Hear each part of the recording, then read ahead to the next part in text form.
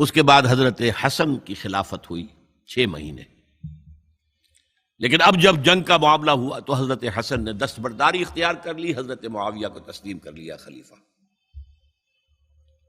حضرت معاویہ صحابی ہیں، کاتب وحی ہیں، حضور کے برادر نسبتی ہیں، صالح ہیں. ام حبیبہ بہن ہے ان کی، جو حضور کی زوجہ محترمہ ہیں.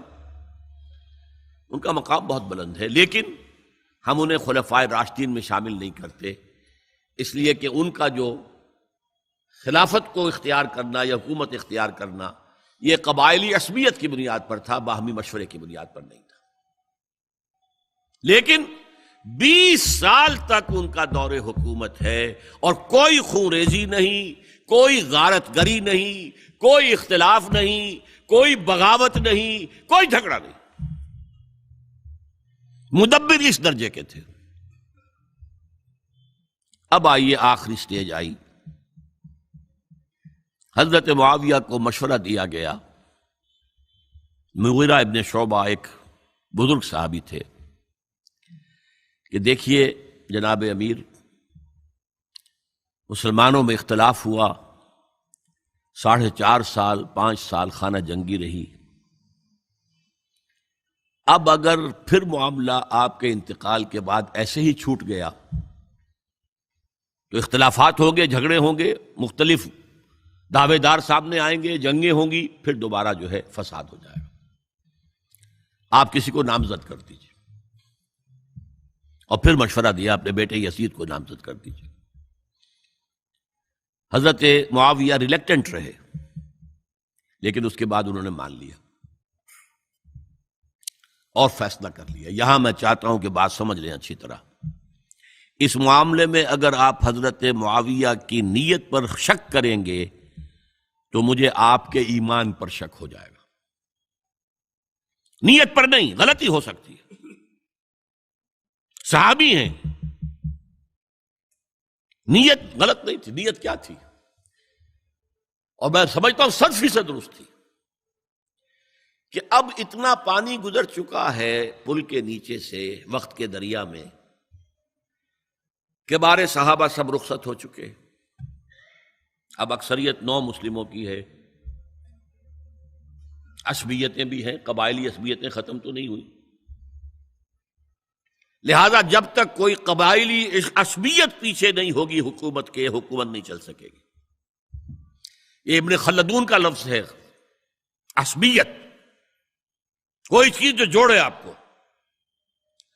تو دینی عصبیت اب کمزور پڑ گئی ہے، اس لیے کہ حضور نے جن کو تربیت دی تھی وہ اب گئے، اکثر و بیشتر گئے.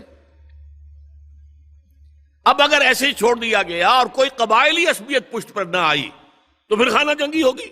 5 سال تک ہوئی. اس بنا پر انہوں نے اسے صحیح سمجھا.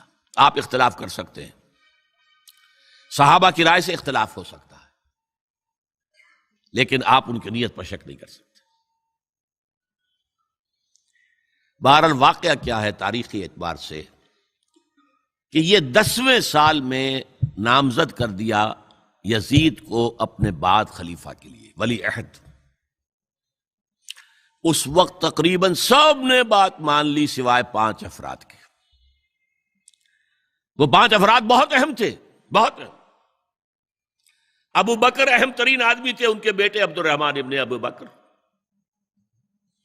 عمر نمبر 2 تھے، عبداللہ ابن عمر. زبیر عبداللہ ابن زبیر. عباس عبداللہ ابن عباس. اور حسین ابن علی. حضرت حسن کا انتقال ہو گیا تھا. اہل تشیع کا کہنا یہ کہ زہر دیا گیا، واللہ عالم، میں کچھ نہیں کہہ سکتا. میں کوئی تاریخ کا محقق اس معنی میں نہیں ہوں، میں موٹی موٹی باتیں جانتا ہوں. بہرحال انتقال ہو گیا تھا. 5 آدمیوں نے نہیں مانا. لیکن دیکھیے یہ تھی تدبر کی بات حضرت امیر معاویہ کی. کوئی دباؤ نہیں ڈالا، کوئی جبر نہیں کیا، کوئی کسی کو نقصان نہیں پہنچایا کہ نہیں مان رہے تو یہ کر دیں. نہیں، دیکھیں گے جب وقت آئے گا. جب وقت آیا حضرت معاویہ کے انتقال کے بعد اب ایک صاحب جا چکے تھے، حضرت عبد الرحمن ابن ابی بکر فوت ہو چکے، اب 4 رہ گئے، 3 عبادلہ، عبداللہ ابن عمر، عبداللہ ابن عباس، عبداللہ ابن زبیر، ایک حسین ابن علی رضی اللہ تعالی عنہم اجمعین۔ جب بیعت ہو گئی یزید کی تو اب ان کے درمیان اختلاف ہوا۔ یہ بات اچھی طرح سمجھ لیجئے، تاریخی حقائق، موٹے حقائق کو چھوڑ کر باریکیوں میں جب پڑھتے ہیں تو معاملہ غلط ہو جاتا ہے۔ موٹے حقائق کو سمجھیے، جیسے کہتے ہیں میکرو اکنامکس اور مائکرو اکنامکس۔ میکرو ہسٹری جو ہے، 2 ایک طرف ہو گئے، 2 ایک طرف ہو گئے۔ عبداللہ ابن عباس کی رائے ہوئی کہ اگرچہ یہ غلط کام ہوا ہے، یہ قیصر و کسریٰ کی سنت پر عمل ہو رہا ہے، لیکن یہ ایسی بڑی بات نہیں ہے کہ خون ریزی شروع کر دی جائے اور امن و امان ختم ہو جائے۔ یہی بات عبداللہ ابن عمر کی ہو گئی، یہ 2 تو ایک یکجا ہو گئے۔ مصلحت کہہ لیں جو بھی سمجھے، لیکن نیت پر حملہ نہیں کر سکیں گے آپ۔ دیانتاً انہوں نے یہ سمجھا کہ اب جب کہ ہو گیا معاملہ تو ٹھیک ہے۔ حرام مطلق تو کہیں نہیں لکھا ہوا قرآن کے اندر کہ بیٹا نہیں ہو سکتا، کہیں نہیں لکھا ہوا۔ بہرحال ان 2 کی رائے یہ ہوئی کہ اگرچہ کام غلط ہے لیکن اتنا غلط نہیں ہے کہ اس کو چیلنج کیا جائے اور اس سے جو ہے خانہ جنگی شروع ہو جائے اور فساد شروع ہو جائے۔ 2 کی رائے یہ ہوئی کہ نہیں، we have to challenge it come what may. Abdullah ابن زبیر، حسین ابن علی رضی اللہ تعالی عنہما یا عنہم، تو یہ 2 علیحدہ۔ ان 2 میں اب اختلاف ہوا۔ عبداللہ ابن زبیر کی رائے یہ تھی کہ یہیں مقیم رہو مکے میں، حجاز میں، مکے اور مدینے میں، یہاں سے ریزسٹنس موومنٹ ہم شروع کریں گے، کیونکہ یزید کی خلافت تو دمشق میں تھی، بہت دور۔ حضرت حسین کو خطوط آ رہے تھے کوفے سے، کوفہ حضرت علی کا صدر مقام رہا تھا، اور جن سبائیوں نے فتنہ پیدا کیا تھا حضرت عثمان کے خلاف وہ بھی وہیں آباد تھے۔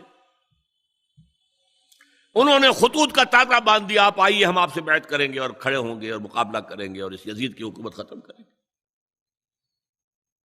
ڈاک کے تھیلے بھرے ہوئے۔ حضرت حسین نے فیصلہ کیا کوفے جانے کا، بہت روکا۔ عبداللہ ابن عباس بہت ان سے بزرگ تھے عمر میں، اور ویسے بھی ایک اعتبار سے نانا تھے، ایک اعتبار سے پڑدادا تھے حضرت عبداللہ ابن عباس۔ حضور کے چچا زاد بھائی تھے تو نانا ہو گئے کہ نہیں؟ حضور نانا تھے کہ نہیں؟ اور حضور کے چچا تھے حضرت عباس، ان کے بیٹے ہیں یہ۔ تو اس اعتبار سے حضرت علی رضی اللہ تعالیٰ عنہ کے کیا ہو گئے؟ چچا۔ بہرحال میں کچھ گڑبڑ کر رہا ہوں اس وقت۔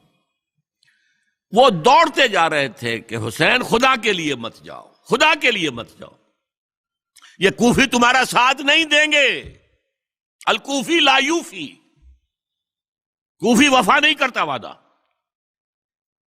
اور خدا کے لیے اگر جانا ہے اپنے گھر والوں کو یہاں چھوڑ جاؤ۔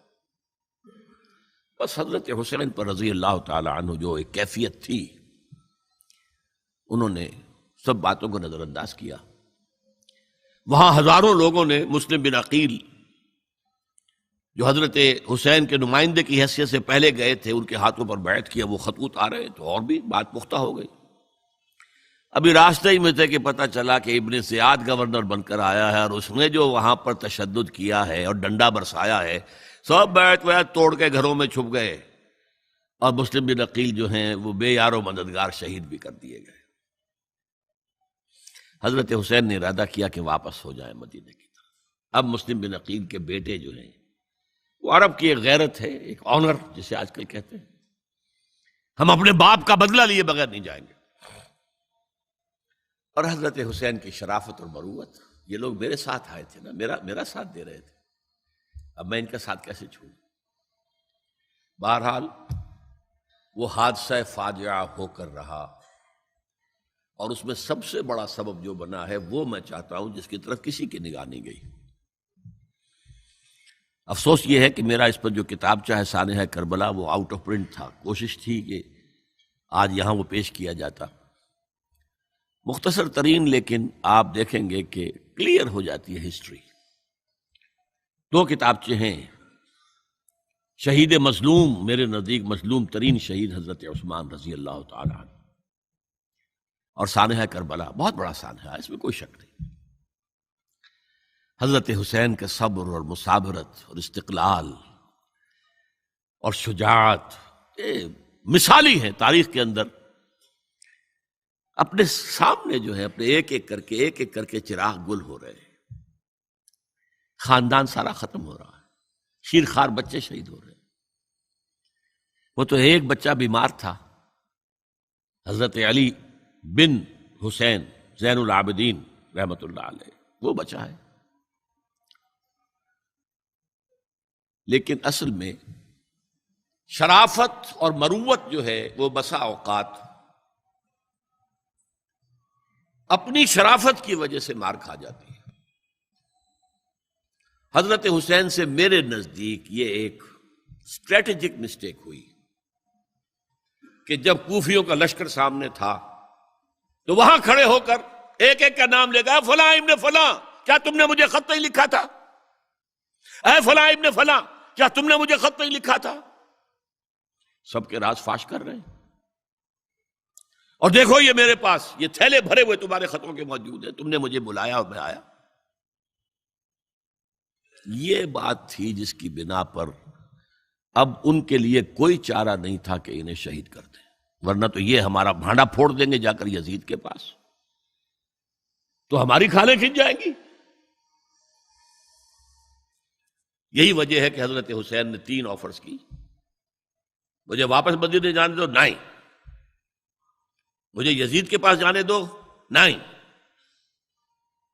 مجھے کہیں اسلامی سرحد پر بھیج دو، میں وہاں پر کافروں سے جنگ کرتے ہوئے زندگی ختم کر لوں گا، نہیں، ہیئر اینڈ ناؤ بیٹھ کرو۔ یہ حضرت حسین کی شرافت، غیرت، حمیت، مروت اس کے خلاف تھا، لہذا انہیں شہید کیا گیا۔ اور پھر خیموں کو آگ لگائی گئی، یہ نوٹ کیجئے کیوں لگائی گئی۔ اگر تو یہ غصے اور انتقام میں اور وینجینس میں ہوتا تو حضرت علی بن حسین زین العابدین کو بھی شہید کرنا چاہیے تھا، نہیں کیا۔ اگر یہ اس طرح کا معاملہ ہوتا تو خواتین کی بے حرمتی ہوتی، نہیں ہوئی۔ یہ خیمے کیوں جلائے؟ تاکہ وہ جو ایویڈنس ہے وہ ختم ہو جائے، ہمارے خلاف یہ جو ڈاکومنٹری پروف لیے پھر رہے ہیں، خیمے جلیں گے اور یہ تھیلے بھی جل جائیں گے اور یہ خود بھی جل جائیں گے اور ہم بچ جائیں گے۔ یہ ہے میرا تجزیہ۔ بہرحال اس میں کوئی شک نہیں کہ تاریخ انسانی کے عظیم حوادث میں سے وہ ہے، اور میرے نزدیک حضرت حسین رضی اللہ تعالیٰ عنہ کا اختلاف کر سکتا ہے، جو چاہے کرے، حضرت حسین سے اختلاف کرے اور اتفاق کرے حضرت عبداللہ ابن عمر، عبداللہ ابن عباس کے ساتھ، تب بھی ٹھیک ہے، اور اگر حضرت عبداللہ ابن عباس اور عبداللہ ابن عمر سے اتفاق کرے اور حضرت حسین ان سے اختلاف کرے، تب بھی شک ہے۔ معصوم کوئی نہیں، ہمارے نزدیک معصومیت خاصہ نبوت ہے، نبوت ختم ہوئی حضور پر، معصومیت ختم ہوئی، غلطی ہر ایک سے ہو سکتی ہے اور آپ رائے رکھ سکتے ہیں، لیکن کسی صحابی کی نیت پر حملہ نہیں کریں گے آپ۔